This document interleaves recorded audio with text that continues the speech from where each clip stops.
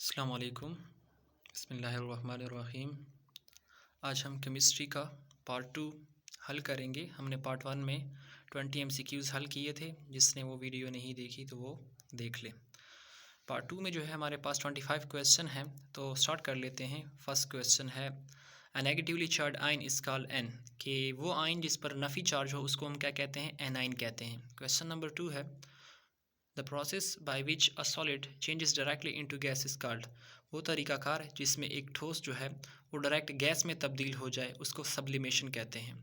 Question number 3 है the process by which a gas changes into a liquid is called, वो तरीकाकार जिसमें एक गैस माया में तब्दील हो जाए उसको कंडेंसेशन कहते हैं। क्वेश्चन नंबर 4 है a type of chemical bond in which electrons are shared is called, हमारे पास वो बॉन्ड जिसमें इलेक्ट्रॉन शेयर किए जाते हैं और वो बॉन्ड बन जाता है उसको कोवेलेंट बॉन्ड कहते हैं। एक ऐसा बॉन्ड जो इलेक्ट्रॉन के शेयर करने से बने उसको कोवेलेंट बॉन्ड कहेंगे। Question number 5 a type of chemical bond in which electrons are transferred from one atom to another, एक ऐसा बॉन्ड जो एक एटम के दूसरे एटम को इलेक्ट्रॉन ट्रांसफ़र करने के बाद बनता है उसको क्या कहते हैं? आयनिक बॉन्ड कहते हैं। यानी कि वो कम्प्लीटली दे देता है, जबकि कोवेलेंट बॉन्ड में क्या होता है? वो शेयर किया जाता है, वो कम्प्लीटली एक दूसरे को देते नहीं हैं। क्वेश्चन नंबर 6 जो है the group of elements in a periodic table that's have similar properties and electronic configuration is called, हमारे पास ग्रुप के एलिमेंट्स जो होते हैं पीरियोडिक टेबल में जो कि एक जैसी खसूसियात रखते हैं और एक जैसी इलेक्ट्रॉनिक कन्फिग्रेशन रखते हैं उनको हम फैमिली कहते हैं या ग्रुप कहते हैं।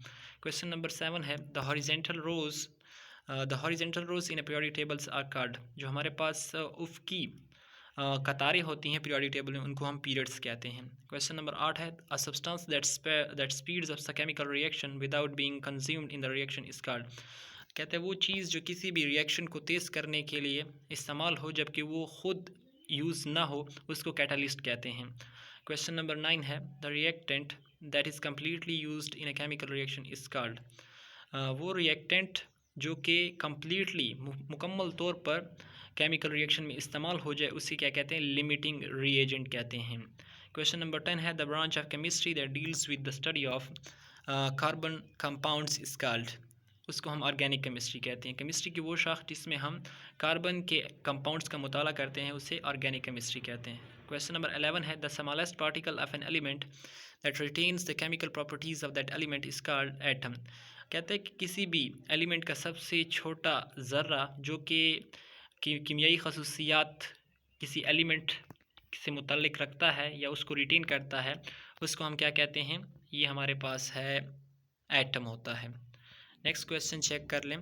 Question number 12 a bond between atoms in which the electrons are shared unequally is called polar bond, यानी कि जो हमारे पास एक बॉन्ड होता है और वो शेयरिंग इलेक्ट्रॉन से बनता है उसको कोवेलेंट कहते हैं। फिर कोवेलेंट की दो टाइप्स होती हैं, एक पोलर और एक नॉन पोलर। जब हमारे पास शेयरिंग ऑफ इलेक्ट्रॉन्स अनइक्वली होती है, मतलब आगे पीछे यानी कि बराबर इलेक्ट्रॉन शेयर नहीं किए जाते, उसको हम कहते हैं polar covalent bond. Question number 13 है the amount of energy required to remove an electron from an atom is called, कि हमारे पास किसी भी एटम से इलेक्ट्रॉन को निकालने के लिए जो एनर्जी दरकार होती है वो आयनाइजेशन एनर्जी होती है।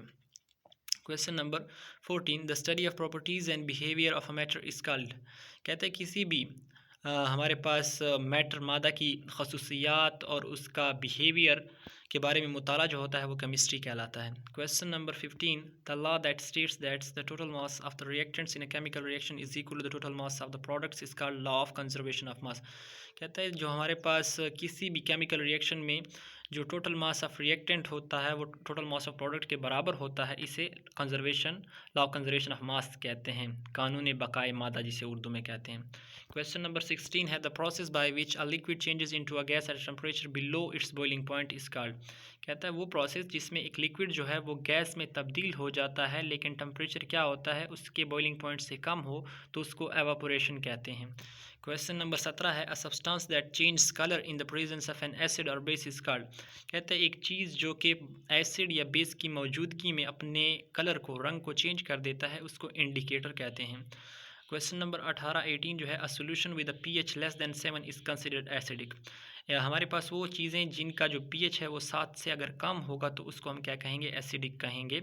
A solution with a pH greater than 7 is considered basic, यानी कि जो चीज़ें जिनका pH वो सॉल्यूशन जिनका पीएच हमारे पास क्या हो 7 से ज़्यादा हो उनको बेसिक कहेंगे, और इसके अलावा जिसका हमारे पास पीएच 7 के बराबर हो उसको हम न्यूट्रल कहते हैं। क्वेश्चन नंबर 20 है the sum of atomic masses of all the atoms in a molecule is called.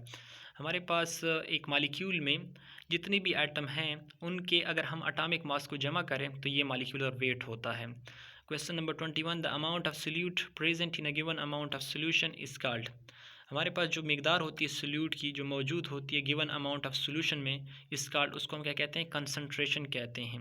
Question number 22 a measure of how much solute can dissolve in a given amount of solvent is called, कि ये पैमाइश करना कि हमारे पास कितना solute एक solvent में हल हुआ है उसको सोल्यूबिलिटी कहते हैं।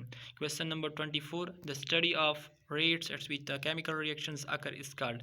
हमारे पास ये पढ़ना इसके बारे में मुताला करना कि एक रिएक्शन केमिकल रिएक्शन किस रेट से हो रहा है किस रफ्तार से हो रहा है उसको काइनेटिक्स कहते हैं। Question number 25 a substance that can act as both an acid and base is called. एक ऐसी चीज़ जो कि एट अ टाइम एक वक्त पर एसिड और बेस दोनों की तरह हमारे पास क्या करता है बिहेव करता है उसको एम्फोटेरिक कहते हैं। तो इंशाल्लाह नेक्स्ट वीडियो में हम अगले 25 MCQs कवर करेंगे। यही यहाँ तक एनफ है।